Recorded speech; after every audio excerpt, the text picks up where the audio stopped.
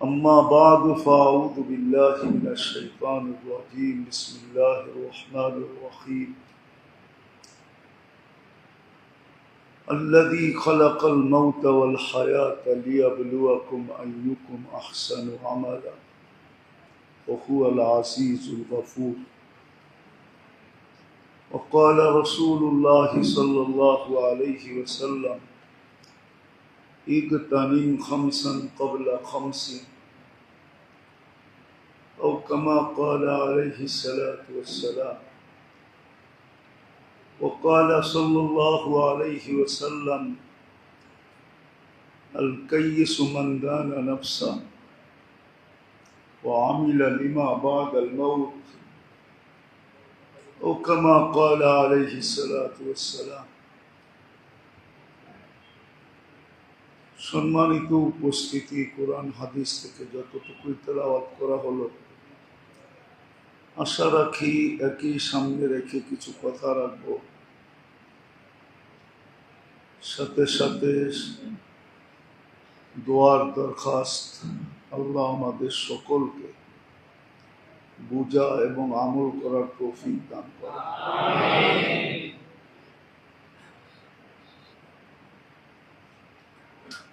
মানুষ যে আসলেই বোকা,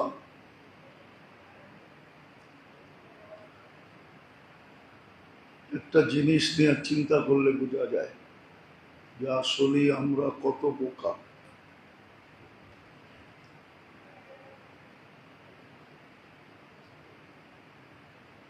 যদিও কথাটা অনেক কঠিন, কষ্টদায়ক, যে দুনিয়া আমাদেরকে চালাক বলে, আর আমি বলতেছি আমরা সবাই বোকা।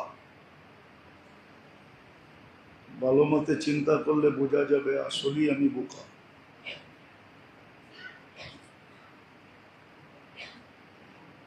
দুনিয়ার কোনো বিষয়ের ব্যাপারে আল্লাহ মানুষকে গ্যারান্টি দেন না, বরং কোরআন এটা বুঝায় যে আল্লাহ নিজের ইচ্ছার উপরে ছাড়ছেন। আল্লাহর ইচ্ছা হবে তো হবে, না হবে তো হবে না। ওমা তাশাউনা ইল্লা আন ইয়াশা আল্লাহ। আল্লাহ চাইলে হবে, নাইলে জান দিলেও হবে না। আর বাস্তবিক এটাই চোখে দেখা যায়।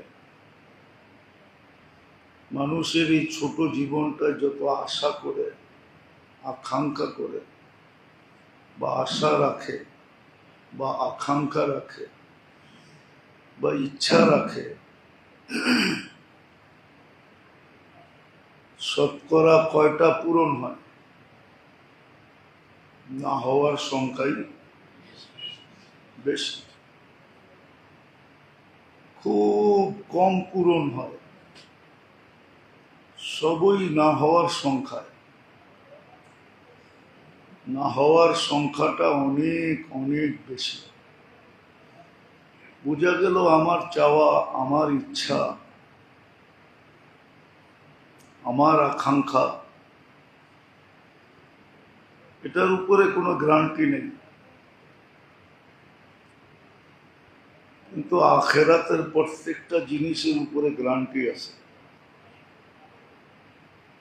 আখিরাতের প্রত্যেকটা জিনিসের উপরে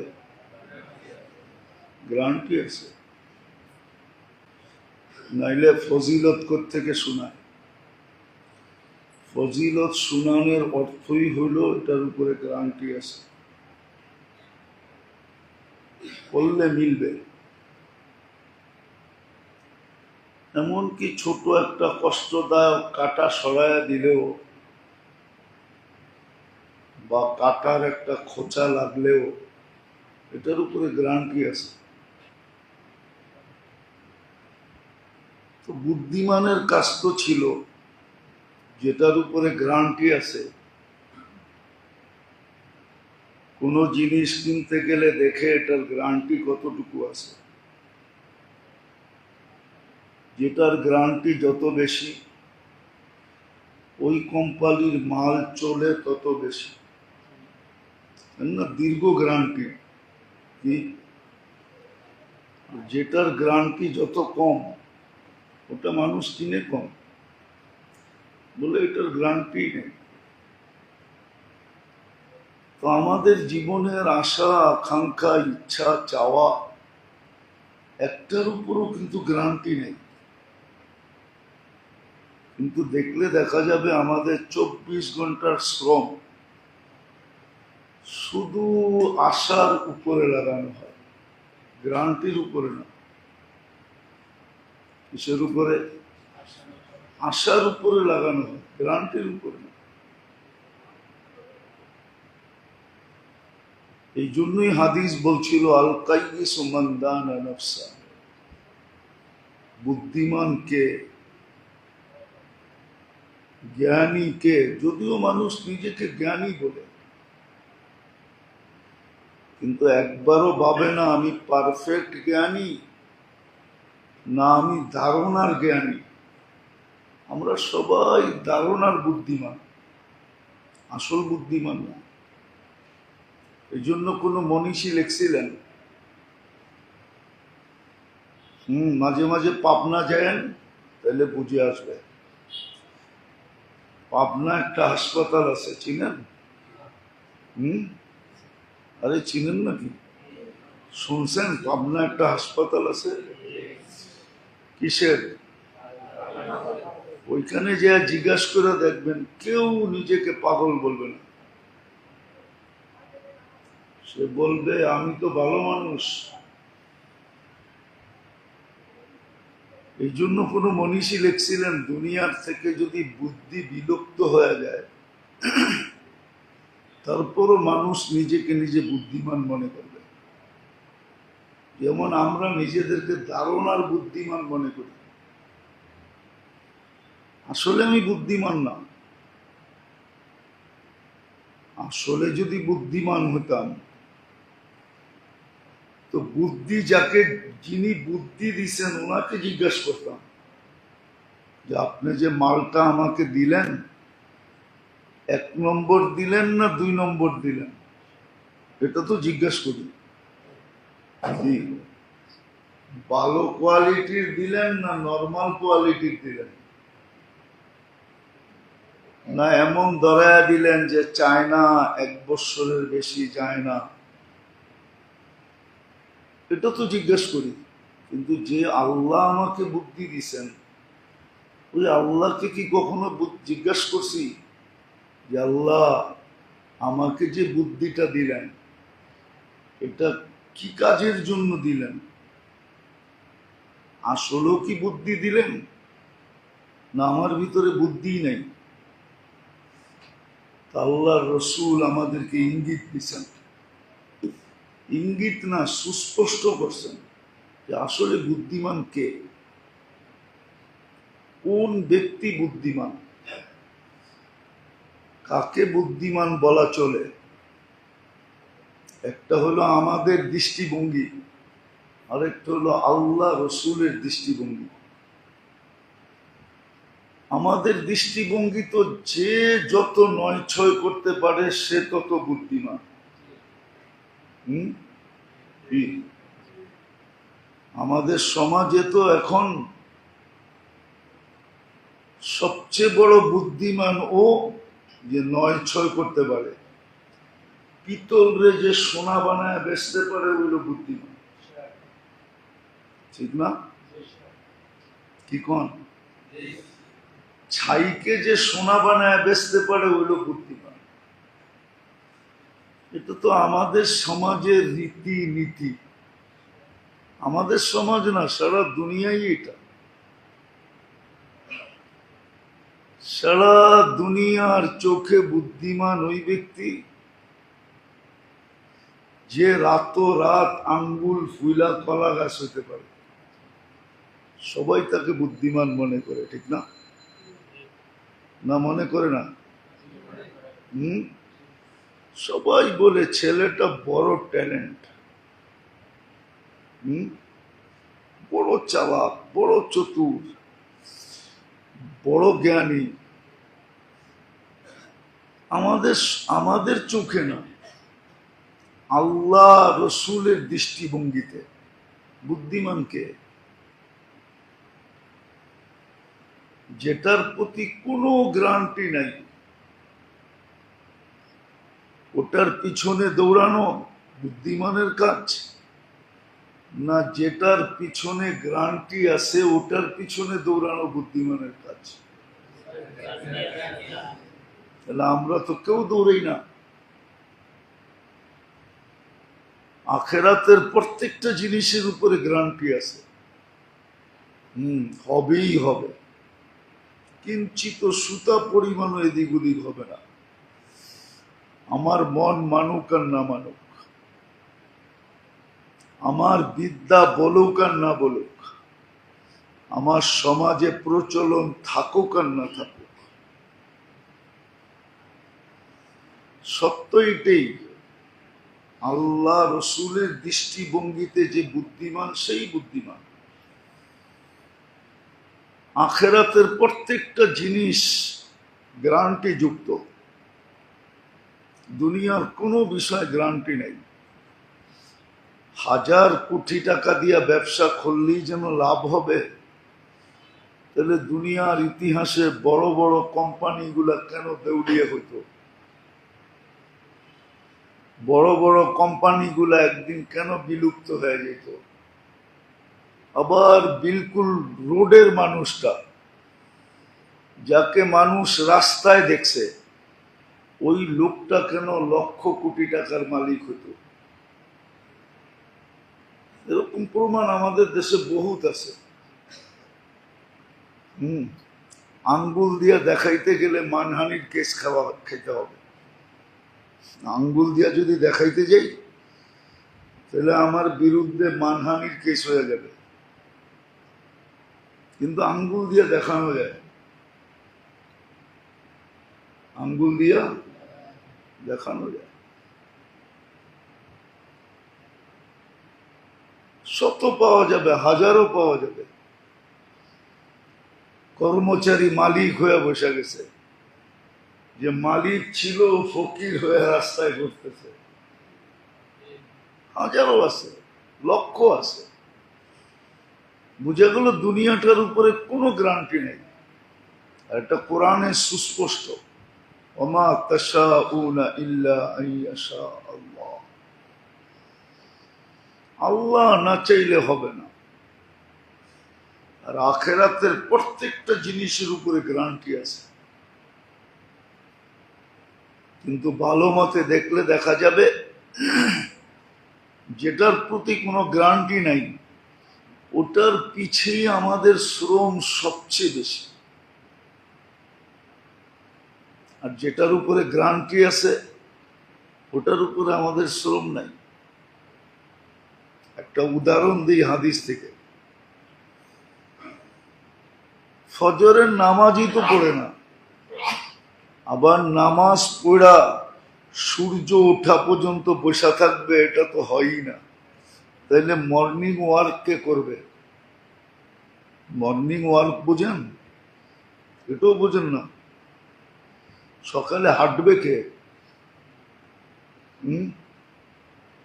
জগিং করবে কে? যদিও লেখা ছিল মনীষীরা লিখছে, আমরা লিখি নাই।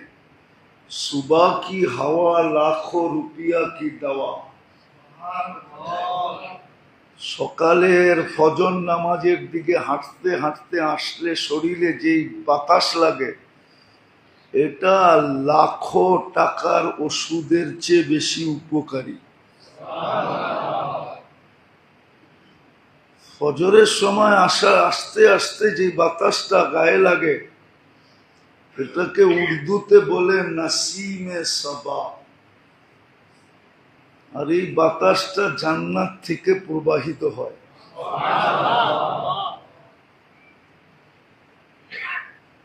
কিন্তু এটা কে গায়ে লাগাবে? আবার যারা লাগাইলো এরা আবার সূর্য উঠা পর্যন্ত বসে থাকবে, এটা সম্ভব কি করে? যদিও হাদিসে ছিল বসে থাকো, প্রথমে 2 রাকাত পড়ো, এক কবুল হজ আর উমরার সওয়াব পাবে। আবার 2 রাকাত পড়ো, সারা দিনের জন্য আল্লাহ সারা দিনের জন্য ওই মাগরিব ফজর পর্যন্ত 24 ঘন্টার জন্য তোমার পক্ষে হবে এবং তোমার জন্য যথেষ্ট হবে। এতটুকু কষ্ট করতে তো কেউ রাজি না, কিন্তু এটা গ্যারান্টি ছিল। কিন্তু সকালে উঠা বাজারের দিকে দৌড়ানো, দুনিয়ার পিছে দৌড়ানো, এটা মাইনা নিতে রাজি। এই গরমের ভিতরে মাথার ঘাম পায়ে ঝড়াইতে রাজি। যদিও কেউ কেউ বলে যে কোরা তো দেখছি, হয়তো না। আচ্ছা, কোন সব ওষুধের ডোজ আছে না নাই? ডোজ বোঝেন কি? পরিমাণ, মাত্রা, ঠিক না? হ্যাঁ, না এক ট্যাবলেট খেয়েই ভালো হয়ে যাবেন? মাত্রা পুরা করতে হবে, ঠিক না? পরিমাণ পুরা করতে হবে, ঠিক না? আপনি তো প্রথম দিন পরিয়ে পাইতে চান,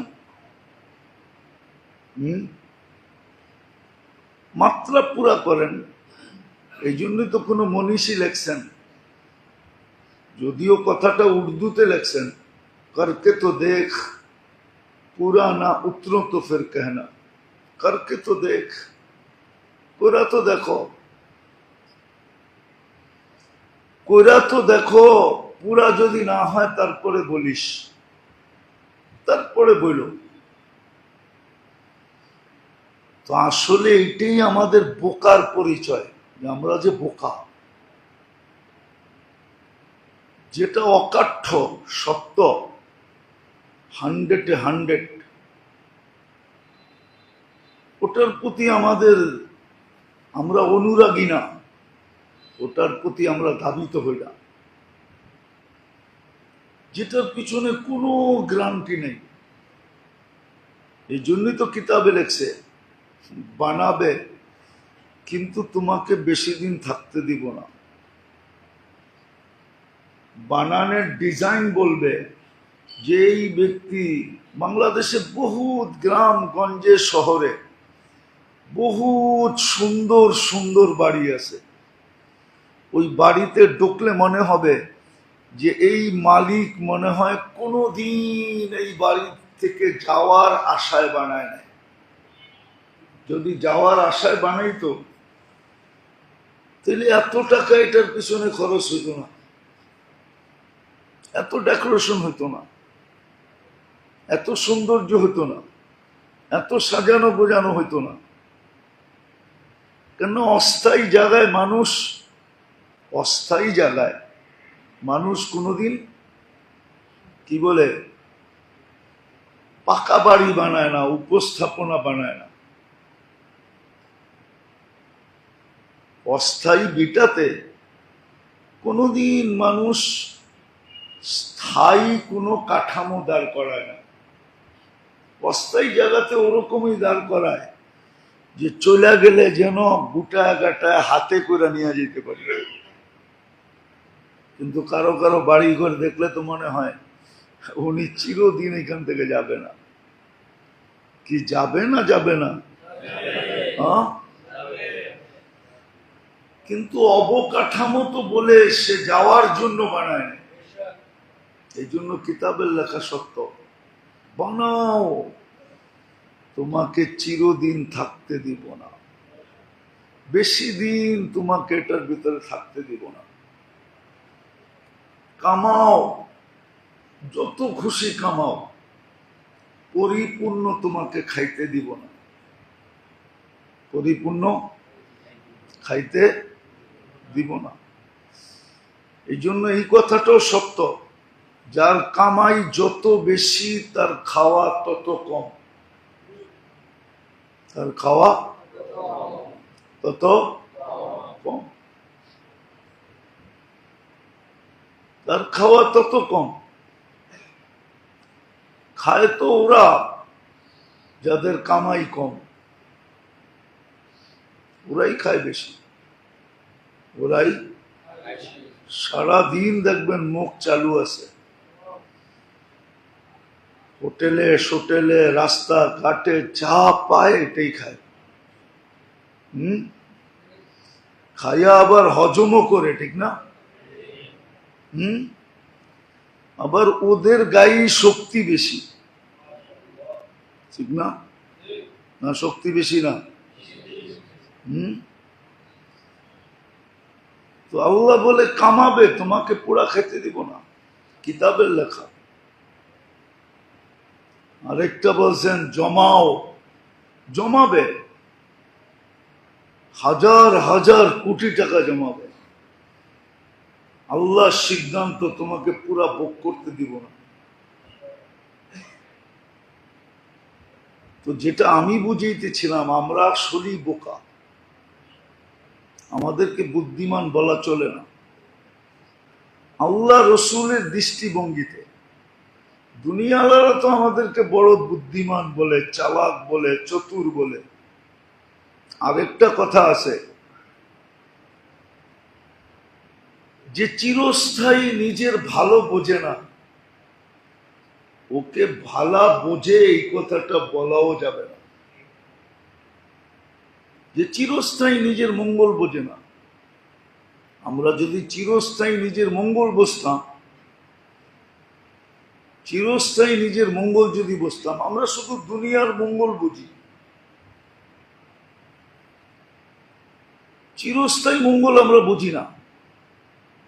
আমরা শুধু দুনিয়ার মঙ্গল বুঝি, ক্ষণস্থায়ী মঙ্গল বুঝি। চিরস্থায়ী মঙ্গল যদি বুঝতাম, তাহলে আমাদের সমাজে কোনোদিন অন্য কেস হইলে হতে পারত, কিন্তু সিভিল কেস কোনোদিন হতো না। একজনে আরেকজনেরটা কোনোদিন জোর করে দখল করতো না, বক্ষণ করতো না। কারণ এটা সুস্পষ্ট কথা, যে যারটা দখল করবে, বক্ষণ করবে অনৈতিকভাবে, কিয়ামতের দিন ওইটা তার গলায় ঝুলাইয়া উঠাবে। আপনার গলায় ওটা ঝুলন্ত থাকবে, দুনিয়া এই চিত্র দেখবে। এই জন্যই তো আল্লাহ 1 লক্ষ লোককে কিয়ামতের দিন দর্শক বানাবে, দর্শক। হাদিসে আছে 7 দল লোক কিয়ামতের মাঠে আরশের ছায়ার নিচে দর্শকের ভূমিকা নিবে, দর্শকের। ওরা বসে বসে দেখতে থাকবে, দেখতে থাকবে, আর একজন আরেকজনকে বলতে থাকবে, দেখ এই সুযোগটা আমাদের সামনে আসছিল, কিন্তু আমরা ব্যবহার করি নাই। আখেরাতের জন্য, আখেরাতের ভয়ে যদি ব্যবহার করতাম, তাহলে আজকে আমাদের দশা এরকম হতো। আপনি কারো 1 বিঘা জমি নেন না, অনৈতিকভাবে দখল করেন না, কিয়ামতের দিন ওটাকে পুরা ড্রিল দিয়ে কাটা হবে। জমিনের স্তর 7টা, এই 7 স্তর পর্যন্ত কাটায়া গলার ভিতরে রিং বানায় ঢুকায় দেওয়া হবে। আর 50,000 বৎসর এটা নিয়ে দাঁড়ায় থাকতে হবে, লড়তে দিবে না। লা ইয়াজাল কদম, আমরা বানায় বলতেছি না, পাও হেলাইতে দিবে না। লা ইয়াজাল কদম। কিয়ামতের দিন আল্লাহর প্রথম ঘোষণা হবে, কুলতু ফাসামি'তু, দুনিয়ায় তুই বলছস আমি শুনছি, কোনো প্রতি উত্তর করি নাই। আল্লাহ প্রতি উত্তর করে? প্রতি উত্তর দেয়? কিচ্ছু বলে না। এই জন্য তো মানুষ নাস্তিক হয়। যারা নাস্তিক হয়েছে ওরা এটি ভাবতে ভাবতেই হয়েছে যে এত বলে পাওয়ারফুল হুজুররা বলে, কিন্তু কোনো প্রতিরোধ তো দেখি না, প্রতিবাদ তো দেখি না, কোনো অ্যাকশন তো দেখি না। তাইলে মনে হয় হুজুরদের কথাটাই মিথ্যা, ঠিক না? এটা বাইবেই কিন্তু নাস্তিক হয়। যে কোনো অ্যাকশন নাই কেন? কোনো অ্যাকশন তো দেখি না, কোনো প্রতিবাদ তো দেখি না, কোনো প্রতিরোধ তো দেখি না, কোনো অ্যাকশন তো দেখি না। এটি ভাবতে ভাবতেই নাস্তিক হয়। তো কিয়ামতের দিন আল্লাহ ঘোষণা দিবেন, কুলতু ফাসামিআতু, তুমি বলছো আমি শুনছি, কিচ্ছু বলি নাই। ফাআলতু ফানাযারতু, তুমি সারাদিন গুনাহ করছো, আমি তাকায় তাকায় দেখছি। কি আজকে তাকায় তাকায় দেখেন না? 24 ঘন্টা আপনি ভোগ করেন কাঠটা, কাঠটা ভোগ করেন। সব বাদেই দিলাম, সব বাদেই দিলাম। আপনি ডাক্তারকে জিজ্ঞাসা করেন, ডাক্তারকে যে জিজ্ঞাসা করেন যে আজকে ঢাকা শহরে গরম গায়ে লাগতেছে 41, এই তাপটা যদি আমার ভিতরে শ্বাস প্রশ্বাসের সাথে যেত, তাইলে আমার ভিতরে শ্বাসনালীটা কি হতো? যান কোন ডাক্তারকে জিজ্ঞেস করেন, যান। কোন ডাক্তার তো এখানে নাই, থাকলে ওকে জিজ্ঞেস করেন। ডাক্তার নাই, থাকলে ওরে যে জিজ্ঞেস করেন যে শরীরে গরম লাগে 50, এই হজ আসতেছে, হজ হবে জুনে। আরে না, আগামী মাসে, এপ্রিল মে,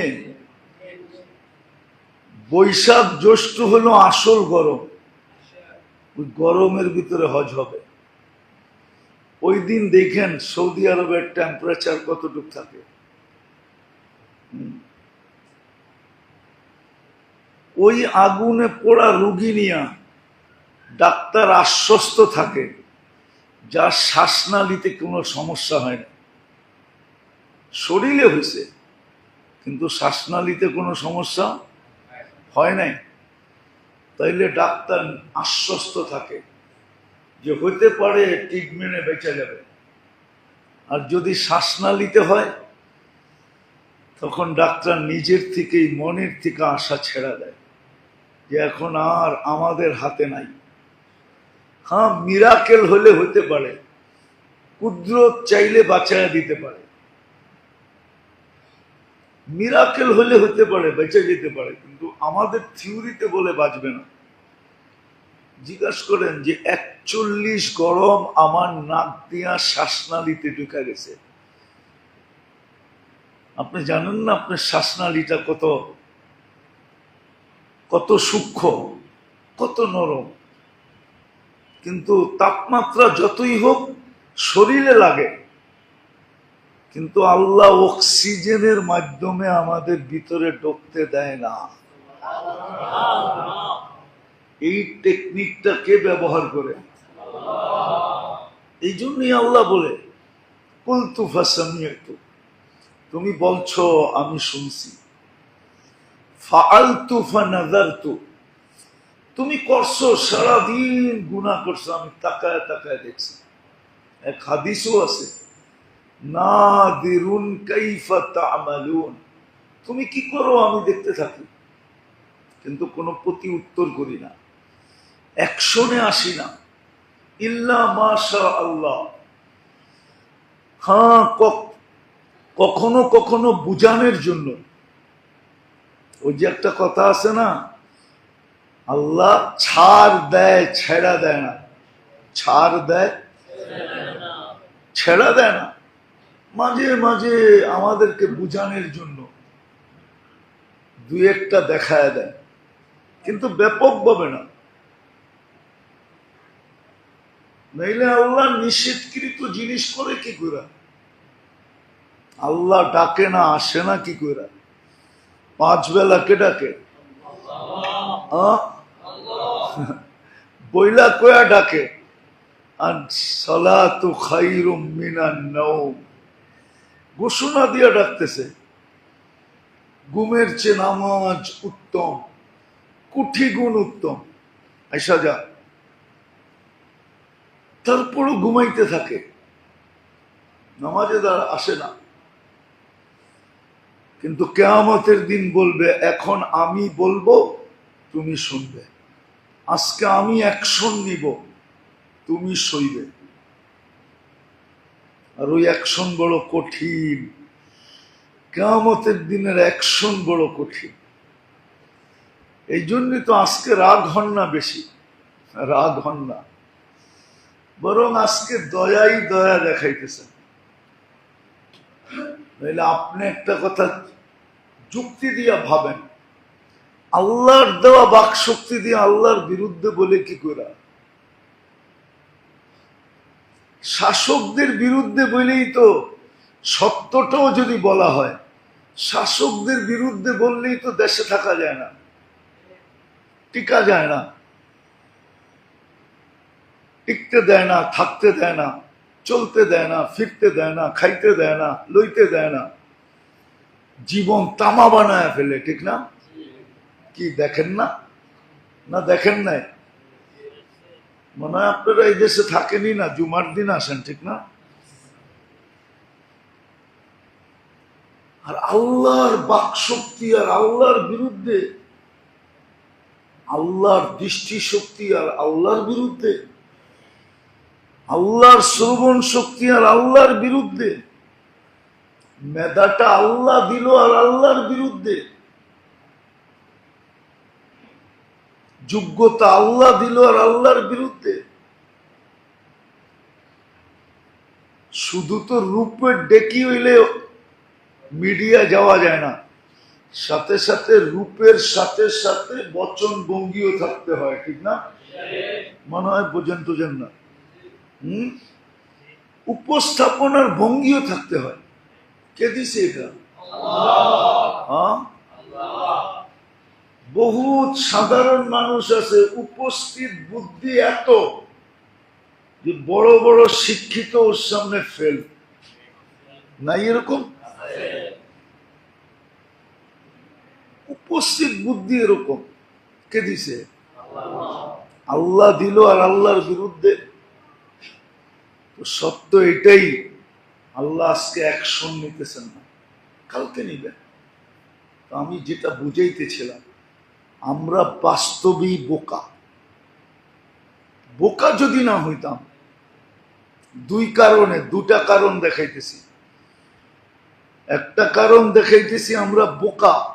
বোকা যদি না হইতাম, তাহলে যেটা 100% গ্যারান্টি, আখিরাত,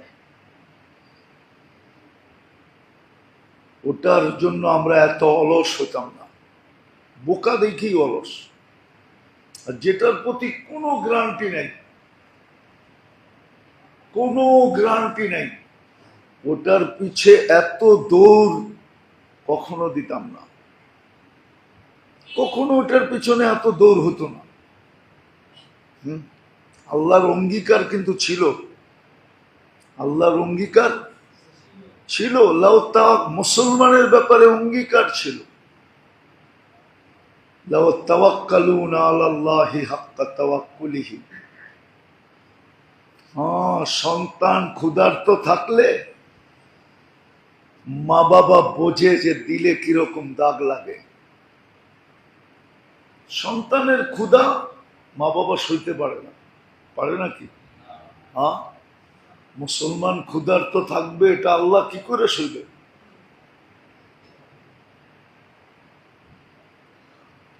অঙ্গীকার তো ছিল যে বুদ্ধিমানের পরিচয় দাও, তোমাদেরকে পাখির মতো পালবো। লারাসাকাকুম কামা ইয়ারযুকুত তাইর তাগদু খিমাসান ওয়া তারুহু বিতানা। বিলকুল পাখির মতো তোমাদেরকে পালবো, কামাইহীন পরিশ্রমহীন তোমাদেরকে পালবো, কামাইহীন পরিশ্রমহীন তোমাদেরকে পালবো। ও মেরে দোস্ত, একটা কথা যুক্তি দিয়া বোঝা, সৌদি আরবে কতগুলা বালু আর খেজুর ছাড়া কি আছে? বালু আর খেজুর আর পাহাড় আর পাথর ছাড়া কি আছে? আছে কিছু? কি আছে? আপনার কয় লক্ষ প্রবাসী সৌদি আরবে? আরে বলেন না, কয় লক্ষ? 15 থেকে 20 লক্ষ প্রবাসী সৌদি আরবে।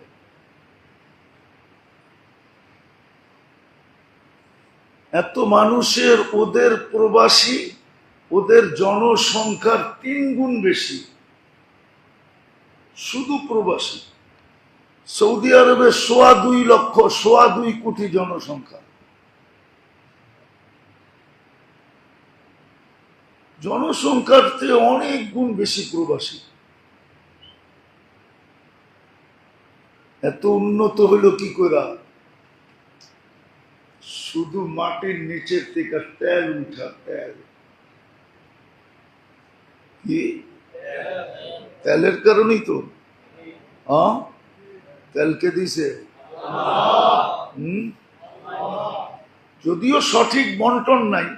সঠিক বন্টন যদি থাকতো, মিডিয়ায় কথা চলে যাবে, সঠিক বন্টন যদি থাকতো তাহলে ওই দেশের প্রত্যেক মানুষ 24 ঘন্টা ঘুমায়া ঘুমায়া খাইত।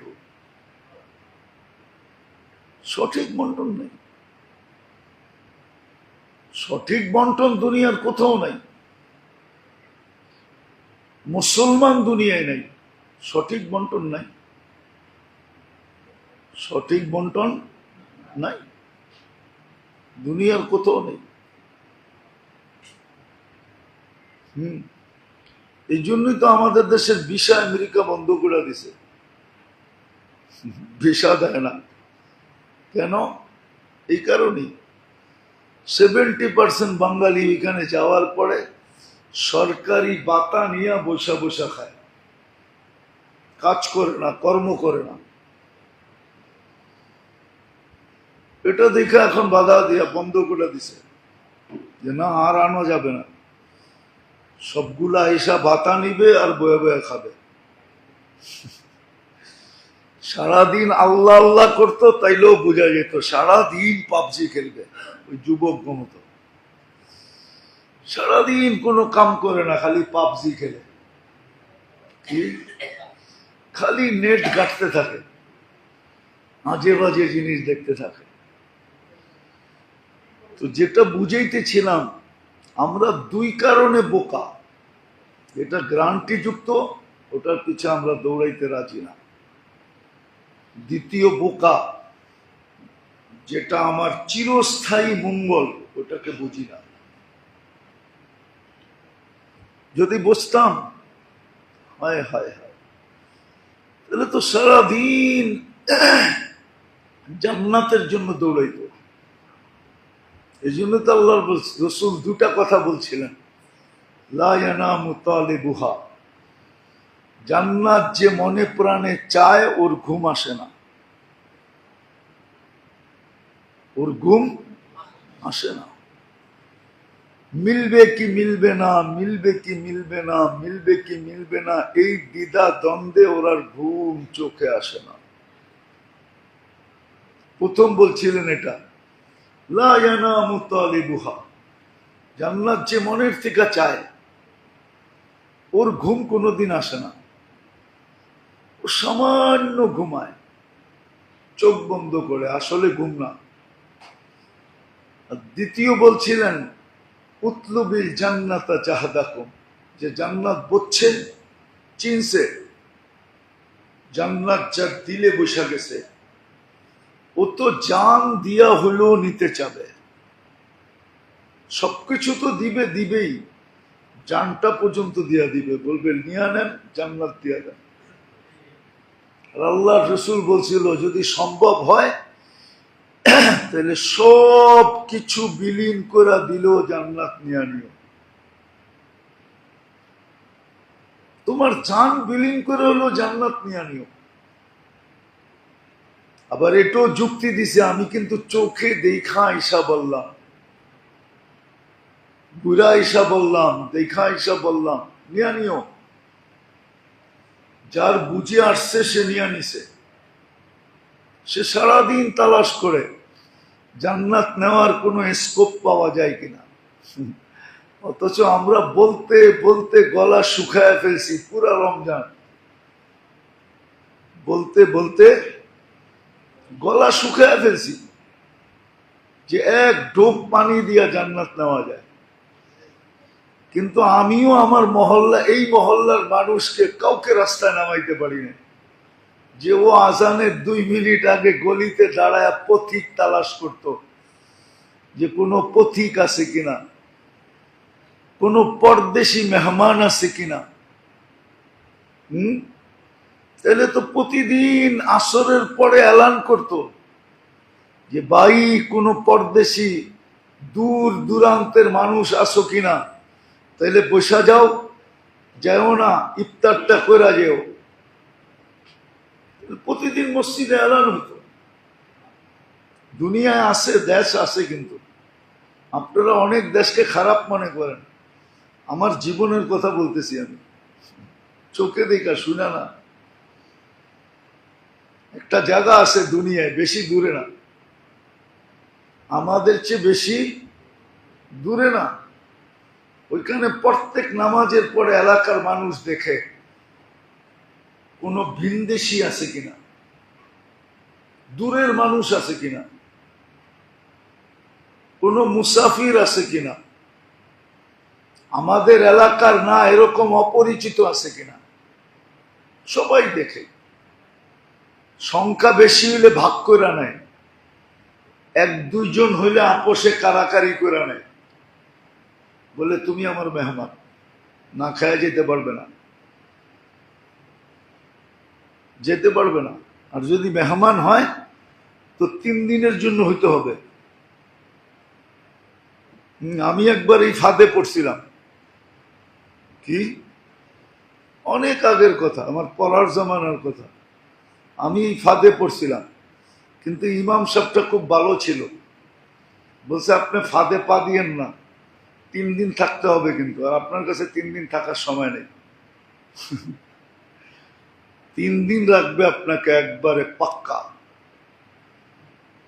আপনি বলে দেন যে না আমার লোকজন আছে, এখানে আপনজন আছে, আমি আপনাদের কাছে যাব না। দুনিয়া এখনো এরকম মানুষ আছে, এই জন্যই দুনিয়াটা টিকা আছে, নাইলে টিকা থাকতো না। আপনার এই মন মানসিকতা নাই, তাতে কি আসে যায়? দুনিয়ায় এখনো কিছু আল্লাহর বান্দা আছে, যার কারণে টিকা আছি আমরা, নাইলে টিকা থাকতাম না। তো যেটা বুঝাইতেছিলাম, আমরা আসলেই বোকা। নাইলে গ্যারান্টি যুক্ত জিনিসকে ছেড়া, যেটার পিছনে কোনো গ্যারান্টি নাই, ওটার পিছনে দৌড়ায় কি করে? নিজের মঙ্গল না বুঝা, নিজের মঙ্গল বুঝলো না, অন্যের মঙ্গলের পিছে সারাদিন দৌড়াইতে থাকে। বুদ্ধিমান তো হলো নিজের মঙ্গল বোঝা। কোরআন তো এই জন্যই বলছিল একটা শব্দ, যালিমুন লিনাফসিহি, এটা কোরআনের শব্দ, যালিমুন লিনাফসিহি। এরকে যতই দেখো না কেন, যতই বড় পোস্টার লেখক না কেন, শব্দটা বললাম না, যতই বলুক না কেন যে আমি অমুক তমুক সেবক সেবক সেবক সেবক, বলতে বলতে জান দিয়া দেখ না কেন, ও নিজের জন্য নিজে জালেম, ও নিজের উপরে জুলুম করতেছে, ও আরেকজনের সেবা করবে কি করে? জালিমুন লিনাফসি। আমরা নিজেদের উপরে জুলুম করতেছি, আমরা নিজের মঙ্গল বসতেছি না। যদি মঙ্গল বসতো, তাহলে যার কাছে যতটুকু ছিল, যুবকের কাছে যৌবন ছিল, যৌবন লাগায় দিত, যে বৃদ্ধ হইতে পারি কি পারি না জানি না, গ্যারান্টি নেই, যৌবনটাই লাগায় দিই। পুরুষ পুরুষত্ব লাগায় দিত, নারী নারীত্ব লাগায় দিত, টাকা টাকা লাগায় দিত, খুঁজা খুঁজা লাগাইতো। শুধু শুধু তো বলেন না আল্লাহ রসুল, তুবাল আমির আলা বাবিল ফকির। ওই ধনীর চেয়ে উত্তম কোন ধনী আল্লাহর কাছে নাই, ওই ব্যক্তির চেয়ে প্রিয় কেউ আল্লাহর কাছে নাই, যাকে আল্লাহ ধন দিছে আর গরিব টোকায় টোকায় দরজা ঠক ঠকায় দিতেছে। ওর চেয়ে উত্তম কেউ নাই। তুবাল আমির আলা বাবিল ফকির, যে গরিব তালাশ করা করা করা করা চুপে চুপে নিজের ধন খরচ করে, আল্লাহ বলে ওর চেয়ে উত্তম কেউ নাই। আবার উত্তমের বর্ণনা দিছে, করিবুম মিনাল্লাহ, আল্লাহর বড় কাছে এই লোকটা। করিবুম মিনান নাস, শুধু আল্লাহর কাছে না, মানুষের কাছেও সে। এই জন্য মুসা আলাইহিস সালাম একদিন আল্লাহকে জিজ্ঞাসা করছিলেন, আল্লাহ আপনি যে আমাকে ভালোবাসেন এটার প্রমাণ কি? আল্লাহ বলছে, মুসা দেখো গরিবরা তোমাকে কতটুক ভালোবাসে। গরিবরা যদি তোমাকে ভালোবাসে তো তাহলে তুমি বুঝা নাও আমি তোমাকে ভালোবাসি। আমাদের সমাজে তো গরিবরা ধনীদেরকে সালাম দেয় বয়ের ঠেলায়, বয়ের কারণে জুলুম করবে এই ভয়ে সালাম দেয়, এই ভয়ে পিছে পিছে ঘুরে। ও জানে সুযোগ পেলে আমাগো মেরে খায় ফেলাইব, নাইলে পেপার পত্রিকা এত কথা ওঠে কেন? খেজুর কই গেল, ঠিক না? কি কোরবানির পরের গোস্ত কই যায়? দুর্যোগের সময় রিলিফ আসে, ওটা কই যায়? না মনে হয় রাগ হয়ে গেলেন, ঠিক না? কারো কারো চেহারায় মনে হয় রাগ হয়ে গেছে, সেও মনে হয় খায়টায়। যে হুজুর তো আসল জায়গায় দেখা যায় টিপ দিয়ে দিছে, ঠিক না? কি রাগ হয়ে গেলেন? সত্য এটাই তো। গরিব যাকে ভালোবাসে, মুসা আলাইহিস সালামকে আল্লাহ বলছেন, এই জন্যই তো আল্লাহ বলছেন তুবাল আমির আলা বাবিল ফকির। ও আল্লাহরও কাছে, মানুষেরও কাছে, জান্নাতের একবারে কাছে। কারীবুম মিনাল জান্নাহ, শুধু যাইতে পারে না দুনিয়ায় আছে দেখা, নিলে ও জান্নাতেই থাকতো। কিন্তু কয়জন ধনী পাবেন আপনি? এত গ্যারান্টি ছিল যে গরিবের দরজা খটখটায়, গরিবরে খোঁচে। হ্যাঁ, আমাদের দেশের ধনীরাই যে কোরবানি ঈদ আসতেছে, ঠিক না? কোরবানি তো দিবে শোডাউনের লেগা। শোডাউন বোঝেন? কি শোডাউন বোঝেন? শোডাউন 5টা গরু, 3টা গরু, 4টা গরু, 5টা গরু, 6টা গরু, 10 লাখের গরু, 5 লাখের গরু, শোডাউনের জন্য। কোরবানি যদি কোরবানির জন্যই হতো তো কোনো গ্রামে পাঠায় দিত, বলতো আমি তো সারা, আমার ফ্রিজ তো সারা বছর গোস্তে ভরা থাকে না, থাকে না? আপনাকে বাড়িতে 2-1 কেজি নাই ফ্রিজে? না নাই? কি এইখানে যারা বসা আছে মনে হয় নাই, ঠিক না? 2-1 কেজি সারা বছর ফ্রিজে থাকে না? না মনে হয়, ওরা মনে হয় দোতলায় আছে, ঠিক না? নাইলে আসাম দিলে আসবো, ঠিক না? আপনাকে মনে হয় নাই, ঠিক না? কি আছে? হ্যাঁ, 2-1 জন চিনি আমি, ফ্রিজে সারা বছর গোস্ত ভরা থাকে। ওর আবার কোরবানির গোস্তের দরকার কি? দরকারও যদি হইতো কোরবানির গোস্তের টেস্ট নেওয়ার জন্য, মজা নেওয়ার জন্য, তাহলে 2-4-5 কেজি রাখতো, রাইখা পাকায় শাকায় পিকনিক করে খায়া ফেলতো। ও তো কোনো গ্রামে দিয়া দিত গরিবদেরকে, বাবা তোরা জব কর, তোরা ভাগ করে নিয়ে আনে। ধনীরা তো এটা করতো, শোডাউনের জন্য তো বাড়ির নিচে 10টা গরু বাঁধতো না, 5টা গরু বাঁধতো না। হ্যাঁ, গরুর গলায় বলে ফুলের মালা দিয়ে আনে। জি, মানুষ ফুলের মালা পায় না। কেমন নিচে গেছি আমরা, গরুর গলায় কি, অথচ মানুষের গলায় কোনো মালা নাই। মানুষ মালাহীন করতেছে, কিন্তু গরুর গলায় কি? হ্যাঁ, মিডিয়া ঢুকলে দেখেন কোরবানির সময় গরুর গলায় কি কি মালা দেয়। হায় হায় হায়, এই জন্য বললাম আমরা বড় বোকা। রাগ হইলে করার কিছু নাই। আপনাদের সাথে আমিও বোকা, আমরা সবাই বোকা। বোকা যদি না হইতাম তাহলে যেটা গ্রান্টি যুক্ত ছিল, যেটার সাথে গ্রান্টি ছিল আখেরাত আমল, ওটার পিছনে সারা দিন দৌড়াইতাম। আমল সারা দিন দৌড়াইতাম। শিখেন, করেন, দেখেন মিলেন কি মিলে না, ওটার পিছনে সারা দিন দৌড়াইতাম।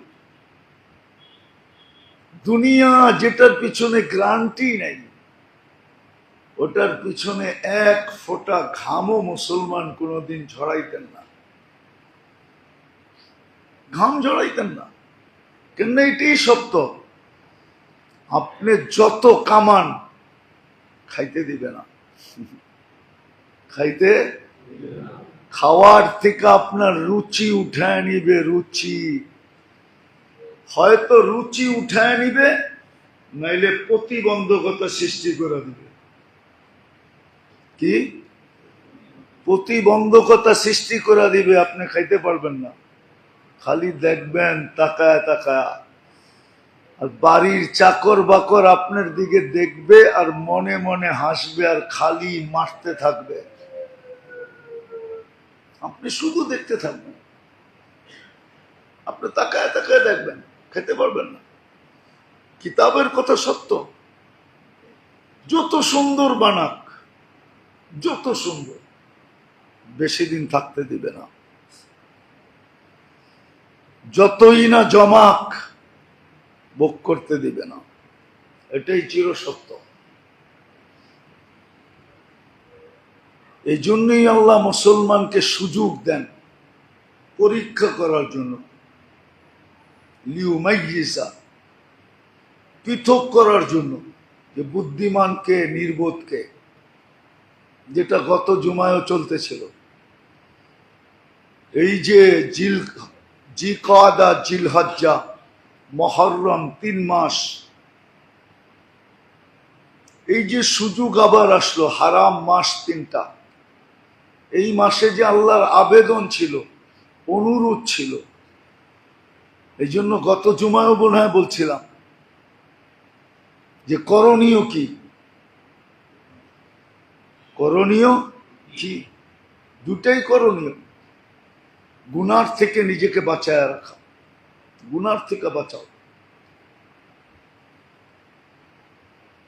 3 মাস বেঁচা থাকলে 30 মাস বাঁচার সমতুল্য হবে।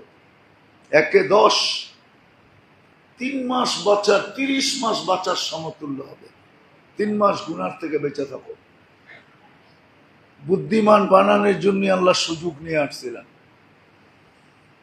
পৃথক করার জন্য সুযোগ নিয়ে আসছে। কে বুদ্ধিমানের পরিচয় দিবে? কে নিজের উপরে জুলুম থেকে বাহির হয়ে যাবে?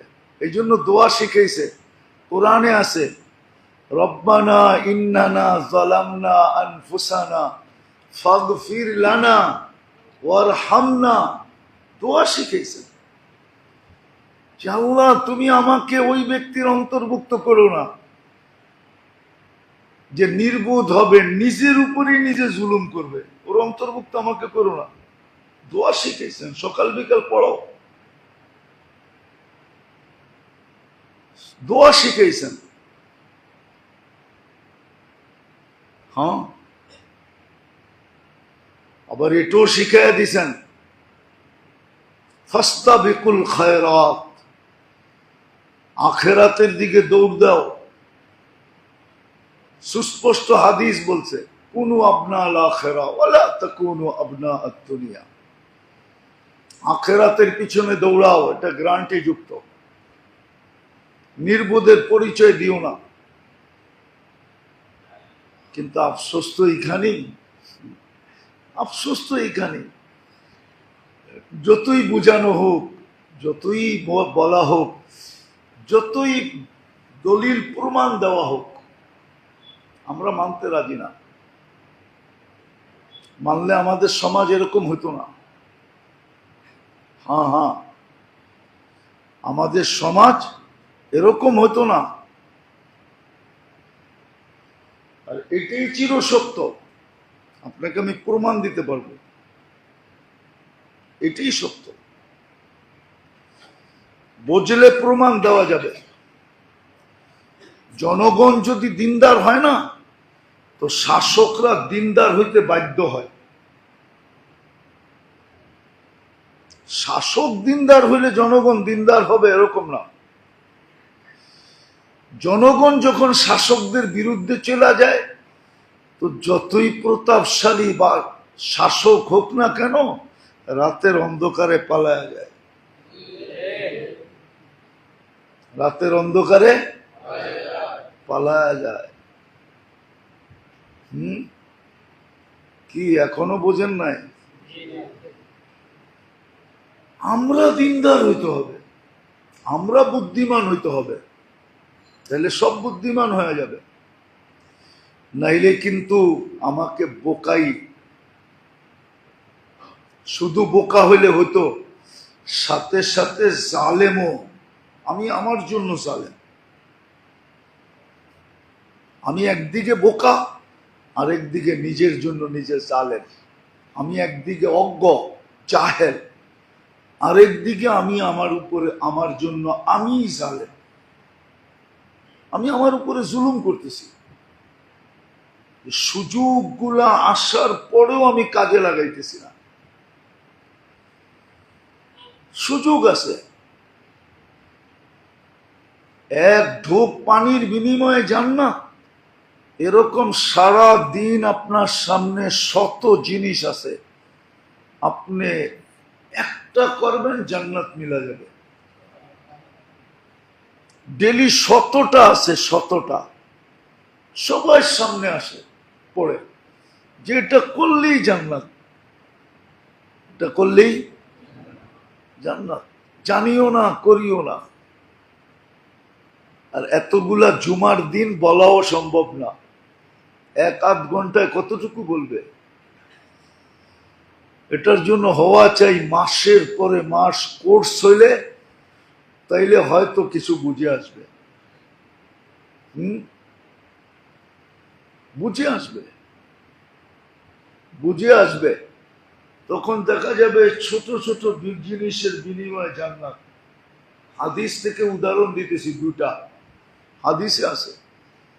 কিয়ামতের দিন এক ব্যক্তির সামনে আল্লাহ জান্নাত নিয়ে আসবে, দেখায় দিবে, পর্দা সরায় নিয়ে আসবে। কি পর্দা সরায় জান্নাত দেখায় দিবে। ও তো খুশিতে আত্মহারা হয়ে যাবে। জিজ্ঞাসা করবে এটা কার? আল্লাহ বলবে ছিল তো তোমারই। তুমি যদি আমাকে খাওয়াইতে তো তোমাকে দিয়া দিতাম। বলছে আপনি আবার আমার কাছে খাইতে চাইলেন কবে? আর আপনি চাবেন আমি দিব না, এটা হয়? তো আল্লাহ চিত্র ওর সামনে তুলে ধরবে, বলবে এই যে দেখ, পুরা ভিডিও ওরে দেখাবে, দেখ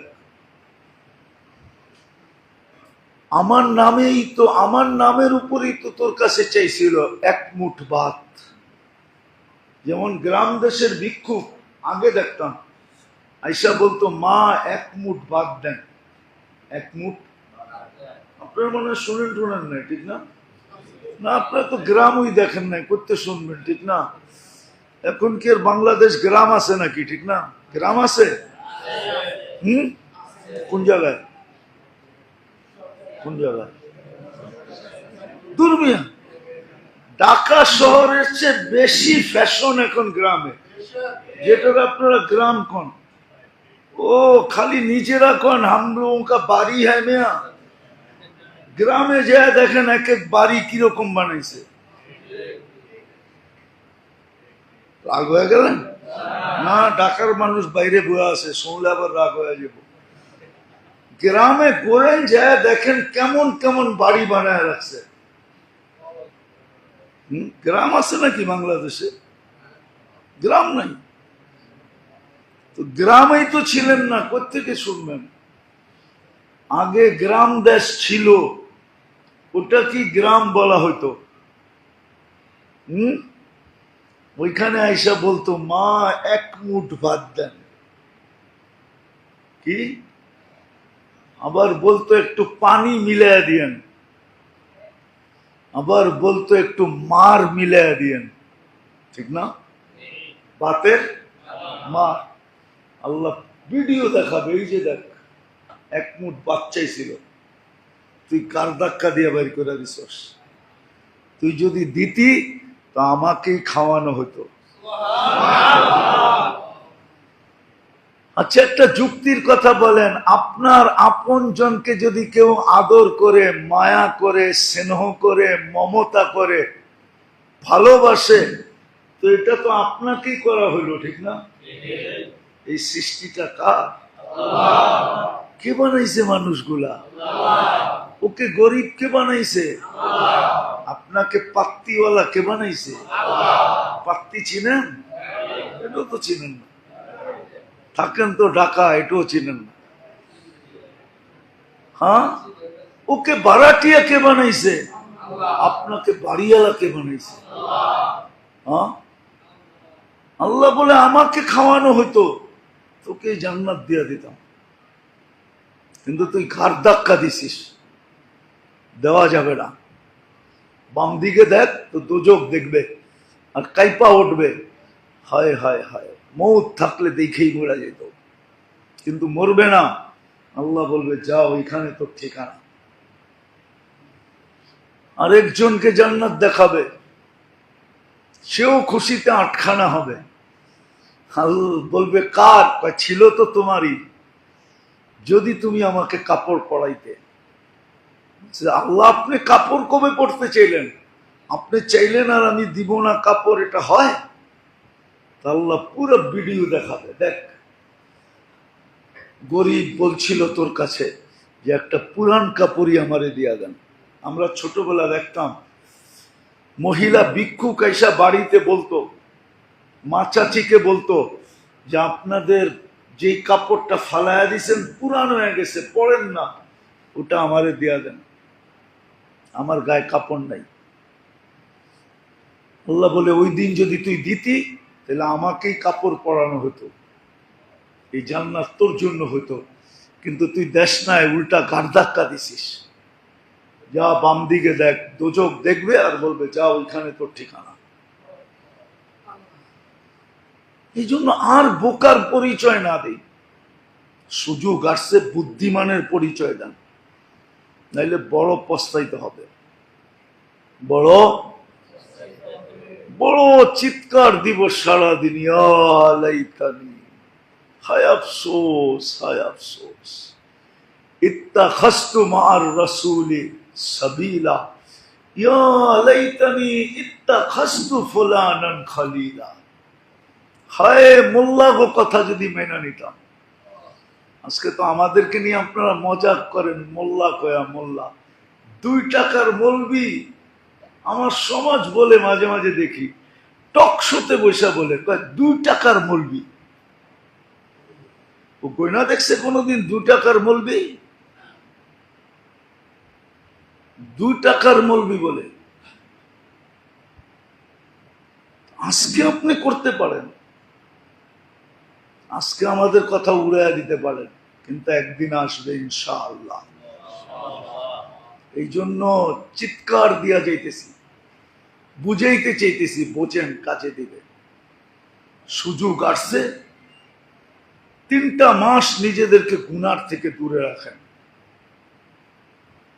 হাজিদের সাথে নিজেদেরকে রঙিন করেন, 3টা মাস গুনার থেকে দূরে থাকেন, আমলের মাত্রা বাড়ায়া দেন, নিজের জন্য নিজে হিতাকাঙ্ক্ষী হন, গ্রান্টিযুক্ত জিনিস যেটা ওটাকে শিখেন। আমল গ্রান্টিযুক্ত, আখেরাত গ্রান্টিযুক্ত, আল্লাহ গ্রান্টিযুক্ত, রসুল গ্রান্টিযুক্ত। যা বলছে ওটার উপরে চলেন। হ্যাঁ, আসলেই কসম খোদা, যে লেখছে বড় সুন্দর লেখছে, আর যে বলছে সেও সুন্দর বলছে। আছে দুনিয়াতে কিছু লোক আছে, দুনিয়াতে কিছু লোক আছে, আপনি 1000 কোটি টাকার মালিক হতে পারেন, 1000 কোটি টাকার মালিক হতে পারেন, কিন্তু দুনিয়াতে এরকম লোক আছে, ও সারাদিন খায় না, শুধু যা দেখে আপনি ওগুলা জমা করে চোখে দেখারও সুযোগ হবে না আপনার। শুধু সারাদিন চোখে যা দেখে, খায় না, কেননা পেট তো একটা, কয়টা খাবে, কতটি খাবে? ও সারাদিন যা চোখে দেখে, সারাদিন যা চোখে দেখে, ওর সাথে সারাদিন যা ব্যবহার হয়, সারাদিন যা ব্যবহার ওর সাথে হয়, আপনি কোটি টাকা দিয়ে এটা জমা করতে পারবেন না। আপনার কাছে হাজারো কোটি টাকার মালিক হতে পারবেন। আপনাকে ওই লোকগুলার সন্ধান বাড়ি করতে হবে, ওদের সাথে আপনাকে ঘুরতে হবে, তারপর আপনি বুঝবেন, তারপরে আপনি বুঝবেন, এর আগে বুঝবেন না। মিন হাইসুলা ইয়াহতাসিব, এটা কি বলে? দারুণা অতীত ব্যবহার, দারুণা অতীত খাওয়া, দারুণা অতীত, দারুণা অতীত, খোদার কসম। মাঝে মাঝে তো দেখলে নিজের চোখেও পানি চলে আসে, মাঝে মাঝে যদিও বিরক্ত হই, কিন্তু তারপরও চোখে ভিতর থেকে পানি চলে আসে। যে যালিকা ফাদলুল্লাহ ইউতি মান ইয়াশা। এই জন্য আসেন, বুদ্ধিমানের পরিচয় দেন, আখিরাতের জন্য দৌড়ান, নিজের চিরস্থায়ী মঙ্গল বোঝেন, সুযোগগুলাকে কাজে লাগাই। 3টা মাস আমাদের জন্য বিরাট বড় সুযোগ। আর জিলহজের 10 দিন, প্রথম 10 দিন, 1 তারিখ থেকে 10 তারিখ পর্যন্ত, ঈদের দিন পর্যন্ত, এটা তো মহা সুযোগ। সময় আসলে ওটাও বলবো ইনশাআল্লাহ। আল্লাহ আমাদের সবাইকে পূজার এবং আমল করার তৌফিক দান করেন।